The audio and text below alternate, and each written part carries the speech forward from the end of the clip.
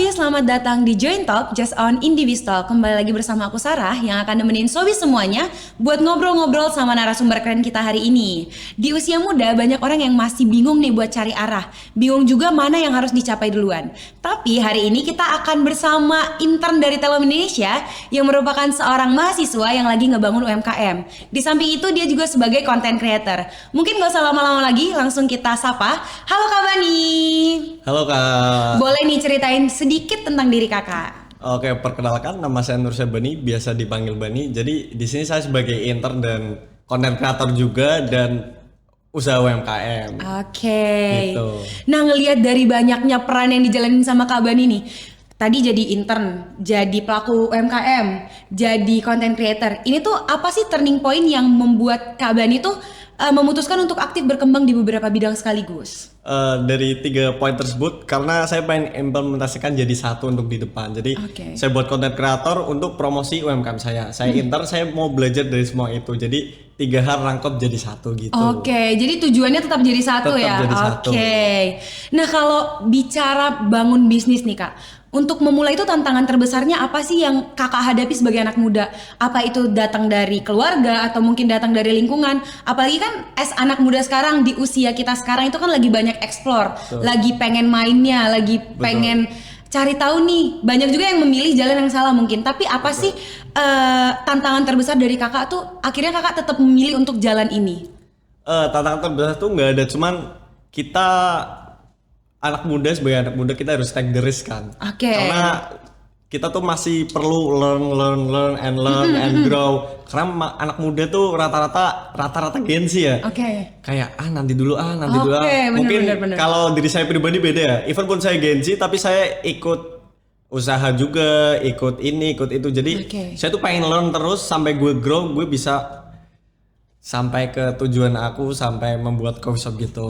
Karena dari UMKM itu aku pengen buat UMKM tuh jadi gede gitu. Keren banget ya sebenarnya. Nah, untuk ada di tahap sana nih Kak, pasti ada yang melatar belakangi dong. Nah, apa sih kira-kira yang melatar belakangin Kak Bani buat bisa sampai ke sana?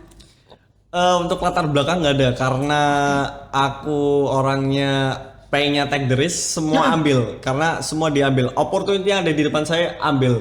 Jangan stuck. Intinya anak muda tuh harus grow terus. Bener banget sih kalau kita lihat-lihat dari usaha-usaha agensi emang banyak yang mentok di coming soon ya. Tapi kalau Kak Bani sendiri tuh emang mulai aja dulu. Apapun resikonya di depan, mulai aja dulu. Udah bisa melewati fase coming soon. Keren banget. Nah, dari perjalanan yang Kak Bani lalui ini dalam membangun UMKM sampai ada di titik ini nih, kira-kira pembelajaran berharga apa yang bisa di-share nih ke Sobi supaya Sobi juga bisa ikut belajar nih dari pengalaman Kak Bani? Untuk pengalaman berharga saya itu saya pernah pertama kali buka nih. Saya tuh pernah ikut event yang namanya Tesya Fest. Pasti teman-teman pada tahu Tesya Fest. Waktu ikut event Tesya Fest tuh kita tuh day one banget jualan. Dari awal kita R&D sampai untuk maju ke Tesya Fest tuh emang sulit kan. Akhirnya kita memutuskan untuk berani mengambil chance itu di tenan Tesya Fest. Nah, pada saat itu laku keras. Itu day one kita jualan banget tuh. Langsung laku keras. Day one release tuh namanya Kopi Disangka yang nanti teman-teman boleh kepoin. Nah, itu tuh langsung laku keras kan. Tips and triknya buat jadi laku keras tuh apa ya? Tips and triknya itu lebih kerasa sih, rasa sama brandingannya gitu kan. Berarti branding dan kualitas. Betul. Menarik banget nih soal branding dan juga content creator. Kita langsung masuk aja ke bagian content creator. Banyak banget nih dari anak muda sekarang itu pengen jadi content creator, tapi banyak yang nunda. Nanti tunggu HP gue upgrade dulu. Nanti tunggu beli ring light dulu gitu-gitu. Menariknya, Kak Bani ini juga kan aktif sebagai content creator. Kayak yang udah dibilang tadi, dia tuh bisa promosiin bisnisnya sendiri karena dia seorang content creator. Nah, menurut Kak Bani nih, seberapa penting sih personal branding di era digital sekarang ini? Apalagi Kak Bani seorang pelaku bisnis dan sebagai seorang content creator. Untuk personal branding di zaman ini tuh penting banget karena kita tuh ngejual diri di depan orang. Ngejual diri kayak contoh Kak Sarah di personal brandnya, dia duta, berarti terkenal dengan duta.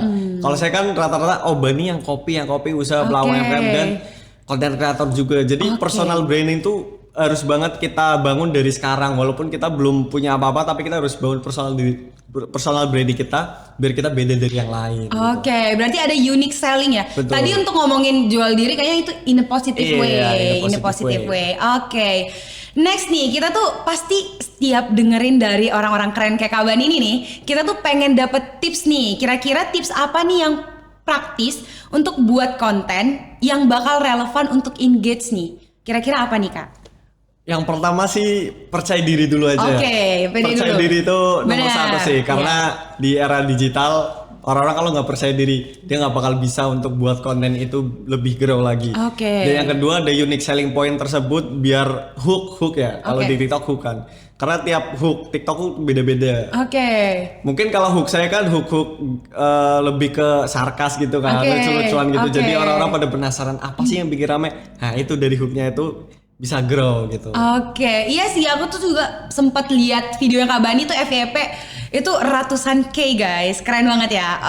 Jadi untuk memulai sesuatu nih, kita tuh bisa belajar dari kesalahan orang lain. Kira-kira menurut Kak Bani nih, apa sih kesalahan yang sering dilakukan pemula saat memulai konten, mulai buat konten, mulai produksi konten? Mungkin yang pertama kita belum banyak lihat brief dulu ya. Rata-rata kita buat konten tuh harus secara referensi, itu nomor satu. Yang kedua kita harus nge-brief. Ini arah kontennya mau kemana?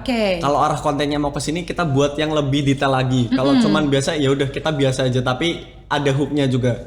Jadi biar dua-dua itu sama-sama hook gitu loh. Nah keren banget nih Sobis. Tadi tuh kita ngelihat ya Kak Bani ini tuh terstruktur banget. Dari mulai dia menjalankan peran itu tuh semua ada tujuannya. Dari semua peran yang Kak Bani jalani, tadi jadi pebisnis iya, intern iya, masih jadi mahasiswa juga, jadi content creator juga. Apa sih prinsip yang kakak pegang sehingga kakak masih bisa tetap stay dan grow di tempat, di jalan yang kakak pilih? Kalau ngomongin prinsip banyak banget ya. Prinsip saya tuh cuma satu. Ingin grow and grow gitu sih. Aku pengen tetap grow sampai kapanpun gitu. Berarti kayak tiap bangun pagi nih me versus me. Betul. Jadi kayak kita tuh nggak ngelihat orang lain, tapi kayaknya aku harus bertumbuh dari diriku yang kemarin. Bener, karena di era sekarang kita harus berlomba-lomba sama orang lain. Karena ibarat itu kita lari 5 kilo, lari 1 kilo kita masih sendirian.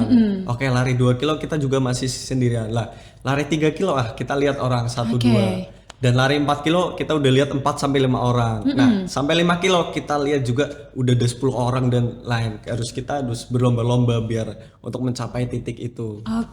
Berarti emang kita tuh nggak boleh nunggu-nunggu lagi nih, nggak boleh ulur-ulur waktu.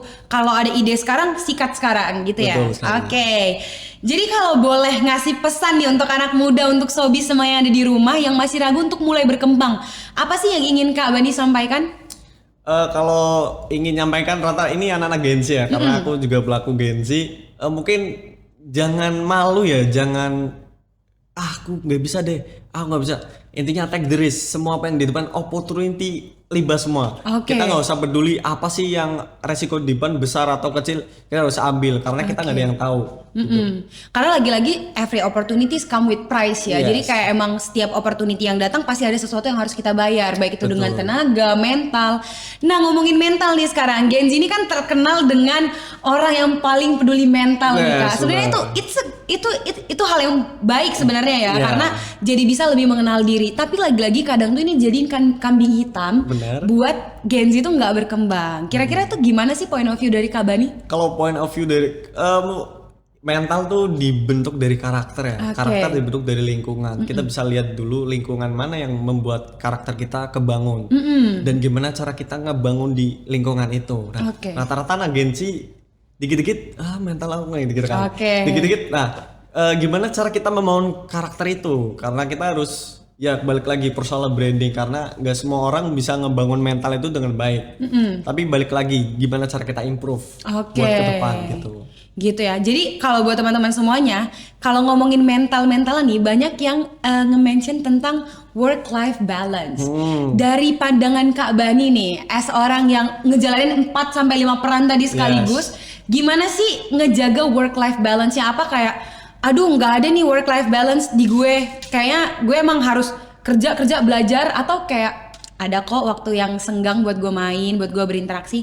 Karena kalau kita tuh lihat dari sosial media, emang habitsnya Gen Z tuh harus ngopi dong. Iya, betul. Harus ngopi dan nggak mungkin ngopi sendirian doang. Yes, Kayak betul. ya untuk sesekali nggak apa-apa sih, tapi kayaknya most of Gen Z itu kan nongkrongnya bareng-bareng dan sharing knowledge juga di sana ya. Jadi menurut Kak Bani itu gimana?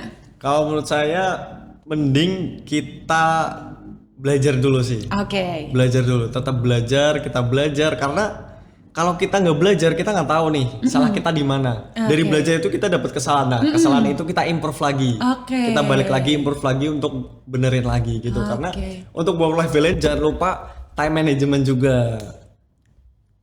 Nah, time management juga. Nah, itu yang penting sih, time management biar kita tuh tahu hari ini kita mau ngapain, kita breakdown lebih dalam lagi biar kita balance hidupnya gitu. Oke, berarti emang semua itu dimulai dari belajar dulu. Iya. Oke, dari belajar dulu nih. Tadi ada nge-mention terkait kesalahan. Kadang tuh orang tuh kalau ngelakuin kesalahan Kak, dia tuh self blame. Yes. Jadi kayak, aduh gue salah nih. Dan ngebawa-bawa itu sampai ke masa depan. Sedangkan tadi kayak yang Kak Bani udah mention juga nih, ketika kita salah dan kita mau improve, berarti kita udah sadar kalau kita salah dan kita udah belajar, makanya kita sadar kita salah gitu kan. Nah, tapi untuk sampai di tahap sana tuh kira-kira apa sih tips and trick lagi nih yang kira-kira bisa bikin kita sadar, oh gue nggak perlu self blame nih, gue bisa aja kok improve, ya udah. Namanya juga manusia, human error kan. Betul. Dari Kak Bani gimana nih tips and tricknya? Apa kita harus ngobrol tiap malam kayak yang di TikTok? Ngobrol sama diri sendiri atau gimana nih? Atau baca buku atau gimana? Kalau tips and trick dari saya yaitu tulis di notes ya. Pasti apa teman-teman punya ini ya, ada note, self note gitu. Kita tulis sih kesalahan apa hari ini. Nah, kita improve satu-satu. Di mana yang paling salah? Nah, di situ kita belajar nih, kita renungin dulu tiap malam. Kok kita bisa salah kayak gini ya? Nah, dari kesalahan tersebut kita belajar lagi. Oh, besok gua harus gini, besok aku harus gini, besok aku harus itu. Nah, dari situ kita lebih ke breakdown lagi satu-satu. Oh, besok jangan gini. Nah, gitu kita coba pelan-pelan dari diri kita sendiri. Oke, berarti emang membuat diri sendiri terstruktur dulu, kenalin diri sendiri dulu. Dan satu lagi tadi yang paling di highlight sama Kak Bani itu take the risk. Oke. Terakhir nih Kak, apa yang ingin Kakak capai di 5 tahun ke depan? Yang ingin sampai di 5 tahun ke depan, I'm a biggest entrepreneur in the Semarang. Oke Sobis, gak terasa kita udah di penghujung perbincangan kita hari ini. Semoga chit-chat kita hari ini bisa ngasih insight yang baik buat Sobis semuanya di rumah. Dan buat Sobis yang masih muda, jangan pernah takut dan jangan pernah ragu untuk melangkah. Karena lagi-lagi kayak yang dibilang Kak Bani tadi, take the risk. Karena every opportunities come with price, dan price itu harus kita bayar untuk tumbuh lebih besar lagi. Mungkin sekian dulu episode hari ini. Aku mau jargon dulu. Indibis, ciptakan peluang, wujudkan harapan. See you Sobis.